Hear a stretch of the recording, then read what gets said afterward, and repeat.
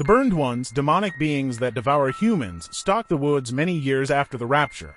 At the same time, other survivors create a cult that cuts off their vocal cords so they can never speak again because they believe that communication is sinful. Kenan and Azrael are now living alone in the jungle after escaping that cult.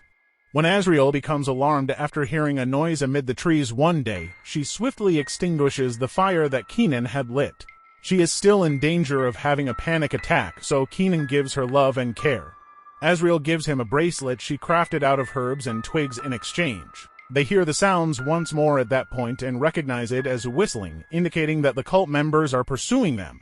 As the pair begins to run, Kenan thinks it's time for them to part ways, so they run in different directions. Regretfully, Azrael is quickly discovered by a cult member who starts to pursue her. However, when she attempts to flee, another member seizes her and strikes her in the stomach to make her weaker. After the men pull her into the forest, Azrael discovers that Kenan has also been caught. The cult members threaten Kenan with a machete as he tries to flee when they get to the road. He and Azrael are then carried away after being placed in the trunks of various vehicles. After a while, the road separates, and Azrael is appalled to see that every car uses a separate lane. She hammers the trunk in an attempt to unlock it, but it is unsuccessful. Shortly after, the vehicle comes to a stop, and Azrael is led by the cultists to a designated location within the forest. Other members of the cult, including one of the leaders, Josephine, are waiting. Josephine intends to use Azrael as a sacrifice, so she cuts her leg to cause her to bleed as she is strapped to a chair. Right away, the wind begins to blow very menacingly, rattling the bottles that are dangling from the trees.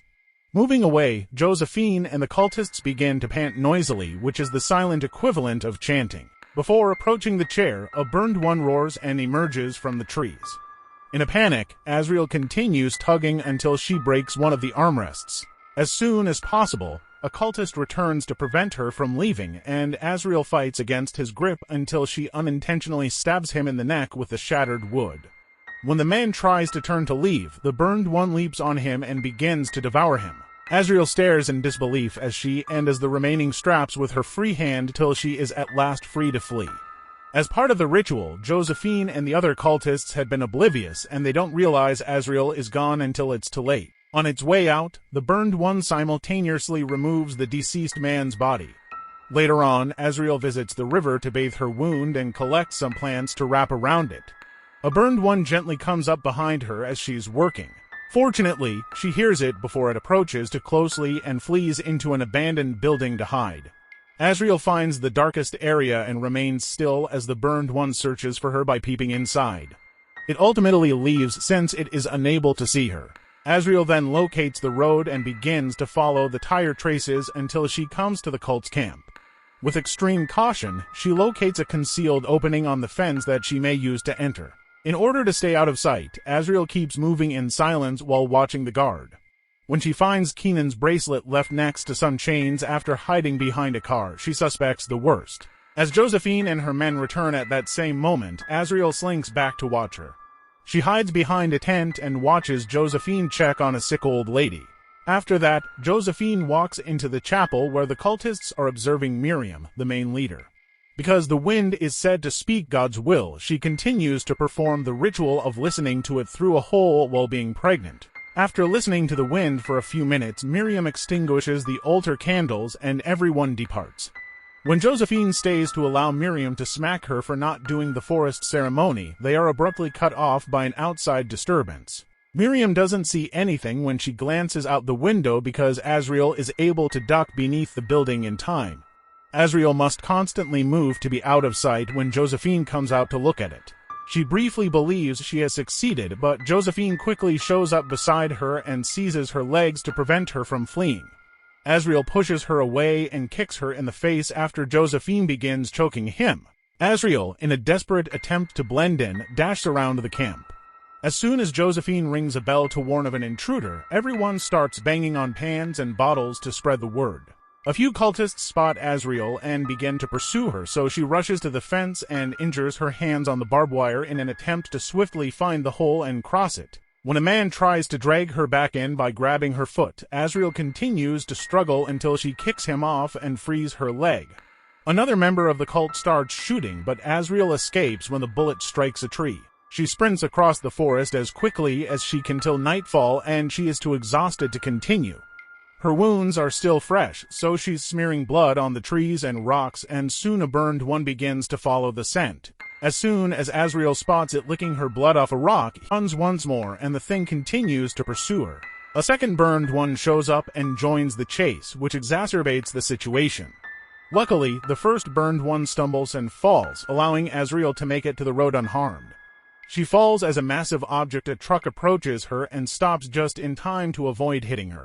Suddenly, a light shines in front of her. After the first shock of seeing her, the driver emerges and pulls her up, asking whether she is a survivor. Azrael is perplexed and unable to respond to any of his inquiries, so she jumps inside the vehicle and frantically beats on it to persuade him to start. The man gets behind the wheel once more and drives all night long. He explains that he lives at the end of the road and has an abundance of food, and he provides Azrael a cloth to bandage her wound. In an attempt to help him comprehend that she is mute, Azrael, who does not understand his language, points to the cross-shaped scar on her neck. The man continues to try in vain to strike up a conversation since he still doesn't understand. Azrael gets mesmerized by the music when he switches on the radio after giving up. They hardly have time to ride a few miles before the driver is shot in the head.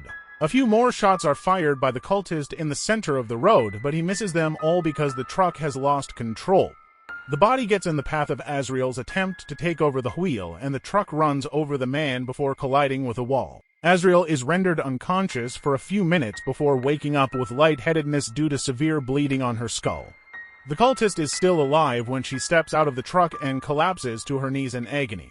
After jumping on him and wrestling for the gun, Azrael hits his head twice before they accidentally shoot the gun and start rolling into the forest. After they part ways, the man tries to kill her once more but finds he is out of ammunition, so he hits Azrael's legs with the gun instead. She discovers the fallen magazine at that same moment and uses it to strike the cultist on the head a few times before ejecting him. The man then catches her from behind and tries to strangle her while Azrael crawls over to the gun and loads it. She finally kills the man by positioning the gun and firing it during the struggle. Azrael then takes the gun and travels through the wilderness. She approaches slowly after being startled by a fire near a tree and finds Keenan nailed to it. As she approaches him, she unintentionally steps on a trap, causing a rope to wrap around her leg and hang her upside down from a limb. Then a cultist shows up and grabs the gun, hitting Keenan with it. The cultist becomes distracted at that point as the wind starts to blow very vigorously. Azrael injures her hands considerably more when she attempts to climb the rope. The cultist is gone when she looks down once more. Abruptly, a burned one pushes the man up against a tree and starts eating its prey. A desperate Azrael attempts to ascend the rope once more, disregarding the excruciating pain in her hands, while a second burned one appears to assist its fellow beast in killing the cultist. As she reaches the top of the tree, she witnesses the arrival of a third burned one, who joins the other two in consuming the man. When the animals have finished with the cultist, one of them takes the body and flees, but the other one jumps on Keenan and kills him as well. After a few bites, Keenan's body is likewise pulled away, and the third beast begins to scale the tree.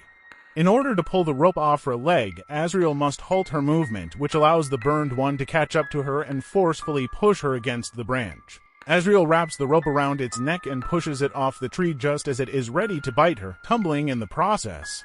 The beast is hanging lifeless, yet she makes it through the fall. After a while, Azrael brings the rifle back to the cultist camp. She pretends to be one of the cultists by whistling while hiding behind a tree. Soon after, Josephine leads a small number of followers into the forest to investigate, making it possible for Azrael to enter the camp covertly by utilizing the same fence hole as before. As she cautiously enters the chapel, she sees Miriam, who appears weak by flaunting her pregnant tummy. Miriam disarms Azrael as soon as she hesitates to shoot and strikes her in the head with a pan. Azrael scratches Miriam's stomach as she falls. Later, Azrael is dragged to a wooded burial by Josephine and her party. As they threw her inside the casket, they hastily closed it and covered it with soil after spreading her blood on her face while listening to the wind. Azrael starts striking the wood in a panic, but no one is there to assist her. After the funeral, a lantern at Azrael's feet abruptly turns on, illuminating a tunnel that leads to the coffin. Azrael crawls along the tunnel with the lamp in hand, only to discover a burned one at the back. She quickly turns around and makes her way back to the coffin as quickly as she can, but the creature follows her and soon crawls on top of her. But rather than devouring her, it roars with approval and departs after smelling her palm and identifying the scent of Miriam's blood. Azrael, feeling secure, attempts the tunnel once more and succeeds this time. Shortly after, Josephine hears a disturbance and flees the chapel, only to be terrified to see that the old lady's tent is on fire. The others cooperate to try to extinguish the fire after a cultist sounds the alarm, but it's too late. The elderly woman is dead and the fire is rapidly encroaching on the camp. This gives Azrael the ideal cover to go stealthily and shoot each member of the cult individually. Josephine tries to flee as she watches in terror, but Azrael shoots her in the stomach, causing her to slowly die. A tiny explosion occurs when the fire reaches a gas canister while everyone flees in panic. After learning that his lover had been shot down, a distraught guy grabs a gun to defend himself. He and Azrael trade gunfire while skulking around. The man is confused and walks around while the fire gradually ruins the camp because he can hear whistling coming from all directions. He kills the first shadow he sees because he believes Azrael is playing a practical joke on him, only to find out later that he has killed a fellow member. After the shock freezes him, Azrael takes advantage of the opportunity to launch a surprise attack and use a machete to decapitate the man. When Azrael re-enters the chapel, Miriam leaps on her from behind and uses her own blade to disarm her. Miriam begins to chase Azrael across the room, pushing the benches aside so that she may finally be grabbed. Azrael kicks her off after she slams him against the table and tries to decapitate. Easily avoiding Miriam's next strike, Azrael pulls her against the wall and bites her neck. Eventually, Miriam's water breaks as she struggles to cope with the pain. Josephine, who is moving very slowly due to her wound, is the one who shoots the chapel's crucifix abruptly. Josephine continues to shoot as she gets closer to Azrael, but she stops when she sees Miriam giving birth on her bed. Azrael breaks a bench when he uses the distraction to tackle Josephine to the ground. Azrael reciprocates when Josephine breaks a piece of bench wood. Josephine then draws a short sword, but Azrael deflects it, smashes her skull into a bench, and drops her. Then, grabbing Miriam's knife, Azrael hits Josephine in the neck. Josephine takes the knife away from her neck and eventually passes away while the baby is heard to be sobbing. Miriam looks scared as she gets out of bed and self-destructs with Azrael's machete.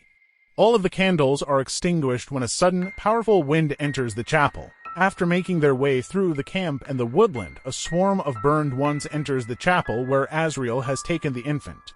As it happens, the infant is formed like the Antichrist, a goat. Azrael smiles as she recognizes the power she carries, and the burned ones roar in welcome to their new leader. To ensure you never miss any updates on new videos, kindly click the bell icon, subscribe to my channel. Thanks for watching.